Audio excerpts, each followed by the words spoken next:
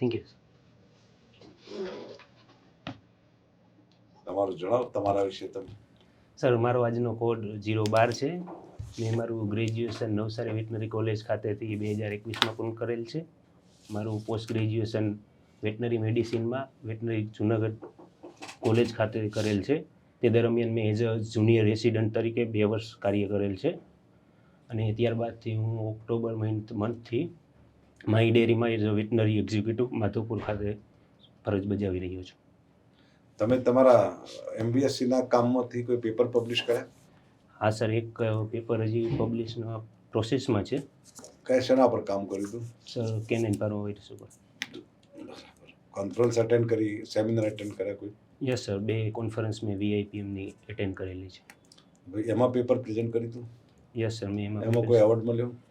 નહીં sir, award મારામાં તો નથી મળેલ, પણ હું જો એક મારા ફ્રેન્ડે કરેલો હતો એમાં હું પાર્ટિસિપેટ હતો.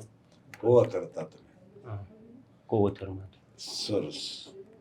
કેનાઇન પાર્વોવાયરસ, એની પેથોજેનેસિટી શું છે? સર, પેથોજેનિસિટીમાં એ ઓરોનેઝલ રૂટથી એ ફેલાય છે ને રિજનલ લિમ્ફ નોડ સુધી જાય છે. જે રિજનલ લિમ્ફ નોડથી મલ્ટીપ્લાય થાય છે, ત્યાંથી હાઈલી મલ્ટીપ્લાઇંગ સેલ તરફ એ રજૂ થાય છે. અને દાખલા તરીકે હાઈલી મલ્ટીપ્લાઇંગ સેલ સર, એટલે ક્રિપ્ટ છે ઇન્ટેસ્ટાઇનમાં, બોન મેરો છે, અને જો બહુ નાની ઉંમરનું પપ્પી હોય તો એ હાર્ટ સેલ પણ અફેક્ટ કરે છે. પછી નેક્સ્ટ સર, અહીંયાથી મલ્ટીપ્લાય થઈ અને ક્રિપ્સમાં ઇફેક્ટ દર્શાવે એટલે વિલાયની એટ્રોપી થાય ને એના લીધે ડાયરિયા જોવા મળે છે. એમાં બ્લડી ડાયરિયા હોય? યસ કેમ બ્લડી ડાયરિયા?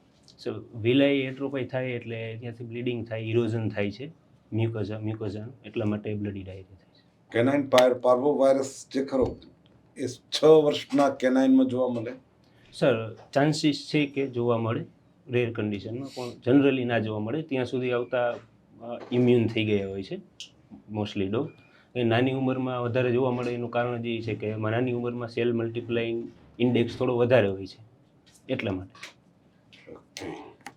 બીજા કયા કયા ડિસીઝ છે કેનાઇનની અંદર જે GITને અફેક્ટ કરતા? સર, એક તો રોટા વાયરસ જે પણ આવી જ રીતના બ્લડી ડાયરિયા કરે છે. એન્કાઇલોસ્ટોનમ કેનાઇનમ નામનો એક પેરાસાઇટ છે જે પણ બ્લડી ડાયરિયા કરે છે સર. બીજા એસ્કાયરિસ કરીને છે એ એન્ડોપેરાસાઇટ, જેના લીધે પણ ડાયરિયા જોવા મળે છે સર. અથવા જો કોઈ પણ ફિઝિકલ એજન્ટ કે એવું કંઈ ખાવામાં આવી ગયેલું હોય, અથવા ક્લોસ્ટ્રીડિયમ સ્પીસીસ હું બોલું છું, ક્લોસ્ટ્રીડિયમ સ્પીસીસથી અફેક્ટ થાય છે, જેમાં પણ બ્લડી ડાયરિયા જોવા મળે છે. કેનાઇન ડિસ્ટેમ્પર અને કેનાઇન હિપેટાઇટિસ, હા સર. આ બંનેમાં શું ડિફરન્સ છે? સર, કેનાઇન હિપેટાઇટિસ એ એડિનો વાયરસથી થતો રોગ છે, જેમાં બ્લુ આઈ જોવા મળે છે. જ્યારે કેનાઇન ડિસ્ટેમ્પર એ મોરીબિલી વાયરસથી થતો રોગ છે, જે પેરામિક્ઝોવિરડીથી જનરલી થતો હોય છે, જેમાં મુખ્યત્વે 5 સિસ્ટમને અફેક્ટ કરતો હોય છે, જેમાં નર્વસ છે, ક્યુટેનિયસ ફોર્મ છે, એન્ટ્રિક ફોર્મ છે, પલ્મોનરી ફોર્મ છે, અને ઓક્યુલર ફોર્મ જોવા મળે છે. જ્યારે કેનાઇન હિપેટાઇટિસ એ મતલબ કે લીવર ઉપર અસર કરે છે અને બ્લુ આઈ થઈ જાય છે. મેળની અંદર પ્રેગ્નન્ટ મેળ છે, 7 મંથ પ્રેગ્નન્સી જેવું છે, અને આપણા ક્લિનિક્સમાં આવી છે અને કોલિક બતાવે છે 2 દિવસથી. How will you proceed four it diagnosis and what are the suspected, તમારા સસ્પેક્ટેડ ડાયગ્નોસિસ કયા છે? સર, પહેલાં તો ફોલ્સ કોલિક માટે હું જોઈશ કે જો યુટ્રસમાં ટોર્શન કે ફિટસ ડાઇટ થઈ ગયું છે કે કોઈ ઓબ્સ્ટ્રક્શન કન્ડિશન છે. જો એ નહીં હોય તો હું પછી એને ડાયજેસ્ટિવ માટે પણ રૂલ આઉટ કરીશ. USG પર રેક્ટલિઝમને કરી કોઈ, અને અથવા પર રેક્ટલ એક્ઝામિનેશન દ્વારા ખબર પડે આપણને કે આમાં ટોર્શન કે એવી કોઈ કન્ડિશન છે, તો પહેલાં હું એમને પ્રિફરન્સ આપીશ.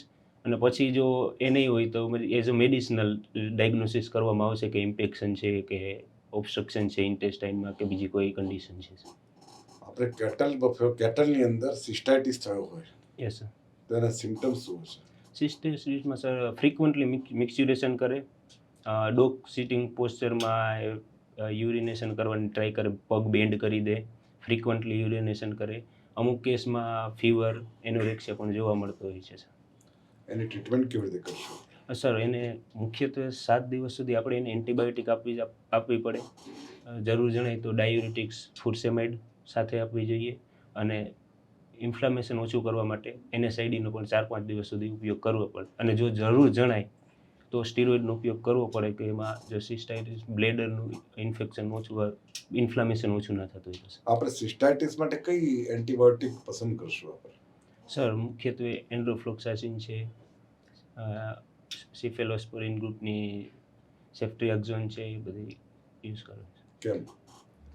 સર એમાં ઇન્ફેક્શનમાં મોસ્ટલી નેગેટિવ બેક્ટેરિયાનું ઇન્ફેક્શન થવાના ચાન્સીસ વધારે છે, જે યુરિનરી ટ્રેક ઇન્ફેક્શન કે એ છે ડાયજેસ્ટિવ એના, કારણ કે એ ફિકલ અથવા યુરિન રૂટથી ઇન્ફેક્શન વધારે ફેલાતું હોય છે, જ્યારે એરલ રૂટથી અથવા બહારના ક્યુટેનિયસ ફોર્મમાં જો કોઈ પણ રોગ ફેલાય તો એ ગ્રામ પોઝિટિવ મોસ્ટલી બેક્ટેરિયાથી ફેલાતું હોય છે, એટલા માટે. What do you mean by prognosis? Sir prognosis એટલે કે ફેવરેટ આઉટકમ આપણે કોઈ પણ ડિસીઝનું બતાવવું હોય કે આ કેસ આઉટકમ કેવું આપશે, એની ડાયગ્નોસિસ અને એની ટ્રીટમેન્ટ કર્યા પછી એનો રિસ્પોન્સ કેવો આવશે સર, એ જોવા માટે પ્રોગ્નોસિસ. Forecasting એટલે ફોરકાસ્ટિંગ સર હું તારે બનાવી નહીં શકું. કોઈ પણ એનિમલ આવે, ઓનર્સ એને લઈને આવે તો આપણે સૌથી પહેલા હિસ્ટ્રી લઈએ, બરાબર ને? તો કમ્પોનન્ટ્સ ઓફ હિસ્ટ્રી કયા કયા? સર એમને પહેલાં તો એજ, બ્રીડ, સેક્સ, ઓનરની પોતાની ડિટેલ, પછી એમની ફીડિંગ હિસ્ટ્રી શું છે, પહેલાંથી શું ખવડાવે છે કે એ છે, પછી પહેલાં આ ડિસીઝ એક્સિસ્ટ કરતો તો એમને કોઈ પણ રીતે કે ફરીથી આ બીજી વખત જોવા મળ્યું છે, એમને કોઈ શું ટ્રીટમેન્ટ કરાવેલી છે, એ બધા છે. Physiological parameters sir rectal temperature છે, રેસ્પિરેશન રેટ છે, હાર્ટ રેટ છે, મેડિસિનના યસ સર. બોલો. સર પર ઇન્સ્પેક્શન કરવું પડે, ઓસ્કલ્ટેશન, પાલ્પેશન, પરકશન, એ બધું. ઓકે. આપણી ફિલ્ડમાં પરકશન યુઝ થાય ને? સર ઓછા ઉપયોગ થાય છે લાર્જ એનિમલમાં. કઈ કન્ડિશનમાં આપણે લાર્જ એનિમલમાં પરકશન યુઝ કરી શકીએ? હા સર, બ્લોટ, પછી ઇન્ટેસ્ટાઇનલ ઓબ્સ્ટ્રક્શન. ઓકે. ઓસ્કલ્ટેશન થી આપણે કયા કયા ડિસીઝ ડાયગ્નોસિસમાં હેલ્પ મળે? સર એક તો ન્યુમોનિયા છે, પછી રૂમિનલ ઇન્ફેક્શનમાં આપણે રૂમિનલ એટોની જોવી હોય, પછી ઇન્ટેસ્ટાઇનની મોટિલિટી ચેક કરવા માટે, પછી TRP છે, પછી ટ્રોમેટિક પેરિકાર્ડાઇટિસ, પછી ડાયફ્રામેટિક હર્નિયા. ટીઆરપીમાં કેવો સાઉન્ડ આવે? Sir murmur sound. Ruminal motility normal કેટલી હોય? સર 2 મિનિટે 2 થી 3. બરાબર. રેબીઝનો પ્રોફાઇલેક્ટિક શેડ્યુલ? સર 3 મહિનાનું જો પપ્પી હોય તો ફર્સ્ટ ડોઝ ને પછી 21 ડેઝ બૂસ્ટર, પછી એન્યુઅલી રિપીટ કરવા. રેબીઝ ઇન્ડિયામાં ઇન્ડિયન કન્ડિશન પ્રમાણે ઇરેડિકેટેડ કરવો શક્ય ખરા? તમને શું લાગે? સર અને એના કારણો? સર શક્ય તો અત્યારે લોંગ ટર્મ વિઝનમાં થઈ શકે, પણ અત્યારમાં સુધીમાં કરવો થોડો મુશ્કેલ છે સર. એનું કારણ છે કે એક તો અવેરનેસ ઓછી છે સર ફાર્મર્સમાં, કે એમની માટે. ફ્રી કન્ટ્રી કોઈ ખ્યાલ છે? યસ સર, ન્યુઝીલેન્ડ છે, સ્કેન્ડિનેવિયન કન્ટ્રીમાં ડેનમાર્ક છે, સ્વીડન છે, એ બધા. ઓકે. ઓટીસી ના કયા કયા પ્રિપરેશનમાં જોવા મળે આપણને? સર ઓટીસી એક તો પ્લેન આવે છે સર, 50 મિલીગ્રામમાં સર, એક લોંગ એક્ટિંગ તરીકે 200 મિલીગ્રામમાં આવે છે, અને એક ડબલ સ્ટ્રેન્થમાં 100 મિલીગ્રામમાં આવે છે. લોંગ એક્ટિંગ એટલે શું?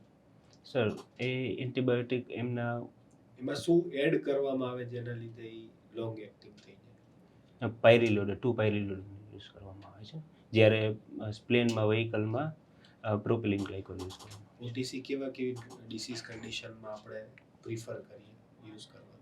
સર મુખ્યત્વે તો થાઇલેરિયા છે, પછી બબેસિયા જેવા ડિસીઝમાં કરવામાં આવે છે, પછી એન્ડોમેટ્રાઇટિસ, પાયોમેટ્રા અથવા પાયરેક્સિયા જેવી કન્ડિશનમાં છે. ઓકે. એવરીથિંગ. તમારી સ્ટ્રેન્થ અને વીકનેસ કહો. સર મારી સ્ટ્રેન્થ એ છે કે હું કોઈ પણ વર્ક માટે ડેડિકેટેડલી વર્ક કરું છું પેશન્સથી, કે શોર્ટ ટર્મ વ્યૂ નથી જોતો, લોંગ ટર્મ માટે મને જે મળે છે એ હું એમની માટે પ્રયત્ન કરું છું. અને વીકનેસ મારી એ છે કે હું પરફેક્ટનેસ તરફ જોઉં છું, કે કોઈ પણ વસ્તુ માટે હું પરફેક્ટ ના હોય ત્યાં સુધી હું અટેમ્પ્ટ કરવું ટાળું છું, જે ના હોવું જોઈએ. Being a perfectionist is a weakness. Yes sir, કારણ કે એની માટે આપણે આવું કહી શકીએ કે સર જે હું વ્યક્તિ પૂર્ણતા તરફ આગળ વધવા માંગે છે એ એની વીકનેસ છે એવું કહી શકાય. નહીં સર, એમાં હું ડબલ વિશે વિચારું છું કે હું કોઈ પણ વસ્તુ માટે પરફેક્ટ નથી. કોઈ પણ માણસ પરફેક્ટ ના હોય અને ત્યાં સુધી એમાં જો એટેમ્પ્ટ ના કરે તો એ વસ્તુ શીખી ના શકે સર. અને હું જ્યાં સુધી કોઈ પણ વસ્તુ માટે 100% કોન્ફિડન્સ ને પરફેક્ટ ના હોય ત્યાં સુધી એમને અવોઇડ કરવું પસંદ કરું છું, જે ના હોવું જોઈએ, હું એવું માનું છું. એવું તમારું માનવું છે. તો તમે બીજી તમારી સ્ટ્રેન્થ શું કહી હતી? તમે લાંબુ વિચારી શકો છો. મતલબ પેશન્સથી કોઈ પણ વસ્તુ માટે શોર્ટ ટર્મમાં જો આઉટકમ ના મળતું હોય છતાં પણ હું રહી શકું છું. ઓકે. એનિમલ હસબન્ડરી ડિપાર્ટમેન્ટ અથવા એનિમલ હસબન્ડરી ઇન 2047, એટલે ભારતને આઝાદીના 100 વર્ષ પૂરા થશે ત્યાં સુધીમાં આપણું એનિમલ હસબન્ડરી જે ડિપાર્ટમેન્ટ છે એ ક્યાં સુધી પહોંચ્યું છે? Sir in terms of production as a whole yes sir. Indian animal husbandry okay sir, 2047. આપણા જે પ્રોજેક્ટ અત્યારે ચાલે છે એમને જો અનુલક્ષીને આપણે જોઈએ તો આ FMD બ્રુસેલા જેવા રોગને આપણે કદાચ નાબૂદ કરી શક્યા હશું સર. આ રેબિસ જેવા રોગો છે તેમને પણ અમુક અંશ સુધી કંટ્રોલ કરી શક્યા હશું. આજે પ્રેગ્નન્સી ડાયગ્નોસિસ છે કે ફર્સ્ટ એજ કાવિંગમાં ઘણો ડિલે થઈ રહ્યો છે. મસ્ટાઇટિસ જેવા ડિસીઝ છે, કીટોસિસ જેવા ડિસીઝ છે જે જીનેટિકલી અફેક્ટ કરે છે, એમને અત્યારે સુધારી શક્યા એક હશું સર. ડિસીઝના પર્સપેક્ટિવ, અધર પર્સપેક્ટિવ, મિલ્ક પ્રોડક્શનના મિલ્ક પર્સપેક્ટિવ. પ્રોડક્શનમાં પણ સર આપણે ખૂબ જ આગળ વધી શક્યા હશું, કારણ કે આ જો ડિસીઝ બધા ઇરિડિકેટ અથવા કંટ્રોલમાં આવી શકશે તો આપણે એમને પ્રોડક્શન વધારે લઈ શકતા હશું ત્યારે સર. તમે મને આખી એનિમલ હસબન્ડરી જે છે એની વીકનેસ કહેશો? એઝ અ ઇન્ડિયન પર્સપેક્ટિવની કયા આપણા વીક પોઈન્ટ છે? સર પહેલું તો બટ ઓબિયસ છે કે એ જે હ્યુમન હેલ્થ સાથે આપણે એને એઝ અ કમ્પેર કરી જ નથી રહ્યા.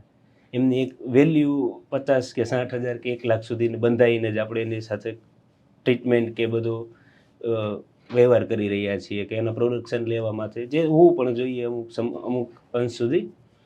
જ્યારે અને અમુક ફેસિલિટીઝનો હજી અભાવ છે, અમુક ક્વોલિફાઈડ ડૉક્ટરો હજી પૂરું અમુક તમે બી સ્પેસિફિક વાત કરી આપણે.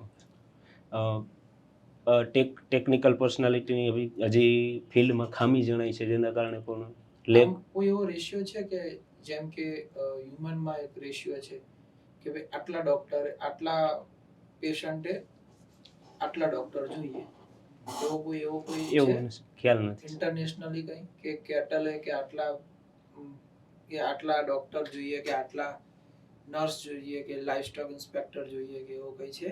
સર ખ્યાલ નથી. ઓકે. આમતોર પર પશુપાલક દ્વારા પશુની કાળજી લેવામાં કઈ મિસ્ટેક થતી હોય છે? સર પહેલાં તો ફીડિંગ જ છે. ફીડિંગને રાશન બેલેન્સિંગ પ્રોગ્રામથી નથી આપી રહ્યા. ઘણા ખેડૂતો વધારે પણ ફીડ આપે છે, છતાં પણ એમનું પ્રોડક્શન એવું નથી જેટલું હોવું જોઈએ. જે લોકો મિનરલ મિક્સર કે અમુક વસ્તુ એવોઇડ કરે છે.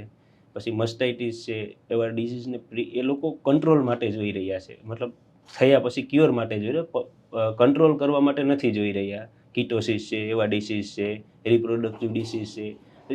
એઝ ઓફ ફર્સ્ટ કાવિંગ ઉપર હજી મારા ખ્યાલ મુજબ લોકોનું ધ્યાન ઓછું છે, કે વહેલા કોઈ ગાય કે ને મિનરલ મિક્સર શરૂઆતમાં ભલે થોડોક ખર્ચો વધારે થાય પણ વહેલા એ વ્યાઈ જાય તો તકલીફ ના પડે.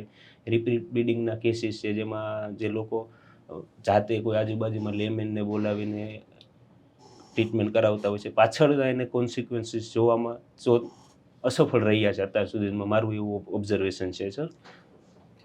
ઓકે. તમારી હોબી? સર ક્રિકેટ રમવું અને ક્રિકેટ જોવું. ક્રિકેટ રમવું અને ક્રિકેટ જોવું. અત્યારે કઈ ચાલી રહી છે league? Sir WPL woman premier league. કયા વર્ષમાં ચાલુ થઈ? સર 2022. સૌથી મોંઘી ખેલાડી? સર નથી ખ્યાલ. શું ફરક છે અત્યારે BCCI ની અંદર વુમેન ક્રિકેટ ટીમનું સેલરીમાં અને મેલ ક્રિકેટ ટીમના સેલરીમાં શું ફરક છે? સર ઘણો બધો અંતર છે, પણ હું એને અલગ રીતે જોઉં છું સર. વુમનને વધારે સેલેરી આપવામાં આવે છે એઝ કમ્પેર ટુ મેન, કારણ કે જે મેન્સનો જે અર્નિંગ્સ છે સર એના પર્સન્ટેજમાં નહીં, હું ફરી પૂછું છું, શું BCCI દ્વારા વુમેનને વધારે સેલરી આપવામાં નહીં આવે સર, છે? ઓછી જ આપવામાં આવે છે, પણ જે રેવન્યુ જનરેટ કરે છે મેન્સની ક્રિકેટ ટીમ હા, અથવા એના દ્વારા જે અલગ અલગ વેન્યુ પર જે રેવન્યુ જનરેટ કરવામાં છે એના પર્સન્ટેજ વાઇઝ જો જોઈએ તો વુમન્સને વધારે સેલરી આપવામાં આવે છે. હા, રાઈટ. એટલે વુમન્સને રિસેન્ટલી BCCI અનાઉન્સ કર્યું કે વુમેન મેન બંનેને સેમ કોન્ટ્રાક્ટમાં સેમ Same. સેલરી આપીશું. Okay, thank you.